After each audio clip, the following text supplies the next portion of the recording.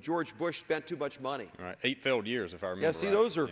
those are these blue years was George Bush. And then right here was a Bush year, but this is when Speaker Pelosi was in charge of Congress. So this was, in a way, if you give Bush credit for when Pelosi was in Congress, Congresswoman Pelosi, then this would be his worst year, which is about $460 billion worth of deficit. That's his worst year. The next year, 2009, was when President Obama and the Democrats ran everything. Take a look at this jump. My goodness, it's 3 times worse deficit than the Republicans had run under Bush, and Bush was spending too much money, and I agree, was spending too much money. And then the next year, 2010, it's even worse. So if you go back to your other graph that talked about employment and the growth of employment, or I guess in our case, what we're talking about, the growth of unemployment today, you would see it probably correlates with that deficit spending. As you spend more money, look what happens. Yeah, you start to lose jobs. Now, does that make sense? Is that logical? I was talking to a bunch of people, too, as I went around my district.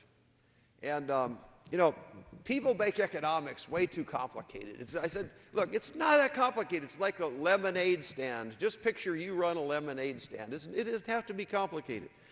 And if you want a little business, if it's a lemonade stand or a machine shop or whatever it is, you want to make some jobs, you want to do some jobs, what you want is you've got to allow the guy that owns it to make enough profit from it so that he'll add another wing on it. And he's going to sell tea mixed with lemonade, and then he's going to have peach lemonade and different things, and different products. He has different people. So as he expands his business, he hires more people. But in order to let him do that, first of all, he's got to keep enough of his profit to be able to invest it back in his business.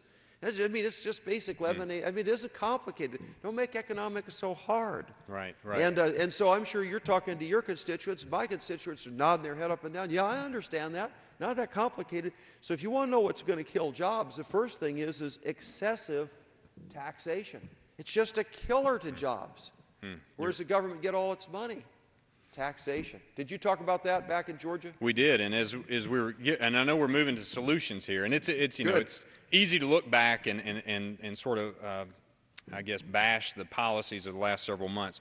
But what's important right now is the nation is looking for leadership. I mean, there's been a lack of leadership coming out of Washington for some time now.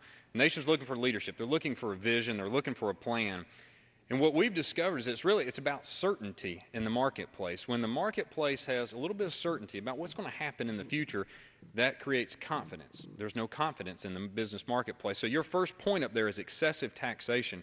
The one thing that is certain right now is that because of inaction right here in Congress, because of the Democrat leadership, taxes will go up this January 2011. Capital gains will rise, dividend tax will rise, every income tax bracket will rise, the death tax will rise, the marriage penalty will rise, all of those will rise. So if we want to bring some confidence back to the marketplace, we'd make those tax cuts permanent, wouldn't you think? You're absolutely right. I think you're hitting a couple of different points in this chart. The first one I'm talking about is excessive taxation. But taxation also creates an economic uncertainty.